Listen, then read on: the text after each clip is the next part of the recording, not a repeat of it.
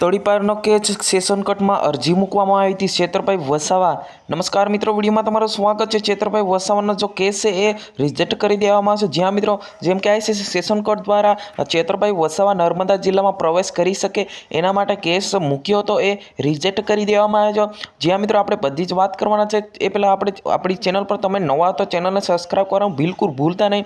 આપણે ગુજરાતના ભારતના લગાતાર આપણે વિડીયો બતાવते હાલમાં એમ જોવા જઈએ તો ચૂંટણીનો માહોલ ચાલે છે અને રાજકારણ ગરમાયું છે।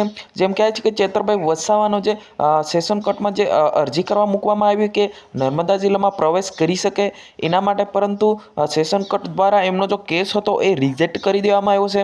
એટલા માટે કહી રહ્યો છે કે 2 દિવસ પહેલાં સેશન કોર્ટ દ્વારા કેસ મૂકવામાં આવ્યો તો રિજેક્ટ કરી દેવામાં આવ્યો છે, પરંતુ આનાથી કોઈ ફેર પડવાનો નથી। છેતરભાઈ વસાવા એમના જે પત્ની છે, બંને પત્નીઓ એમની સાથે ખૂબ મહેનત કરી રહી છે, ગામડે ગામડે ગલીએ ગલીએ ખુદ પ્રસાર કરી રહી છે। જ્યાં મિત્રો નર્મદા જિલ્લામાં ભલે છેતરભાઈ વસાવાનો પ્રવેશ નહીં મળે, પણ આ ચૂંટણી છે એ અવશ્ય ઘણા લીડથી જીતે છે એવું કહી રહ્યા છે। અને એની જે પત્નીઓ છે એ પણ એમને ખૂબ સાથ આપી રહી છે, ખૂબ એમને પણ ખૂબ રેલીઓ કરવામાં આવે છે। અને છેતરભાઈ વસાવા ઘણા બધા મજબૂત ઉમેદવાર છે, પરંતુ તળીપારનો જે કેસ છે એ સેશન કોર્ટ દ્વારા એમનો અરજી મંજૂર નથી કરવામાં આવી। મિત્રો તમને એક વિડીયોની અંદર બતાવ્યું હતું કે 2 દિવસમાં સેશન કોર્ટ દ્વારા એમને મંજૂર મળી શકે છે, પરંતુ મિત્રો આજે જ એમની જે સેશન કોર્ટ દ્વારા એમનો જો કેસ હતો એ રિજેક્ટ કરી દેવામાં આવ્યો હતો।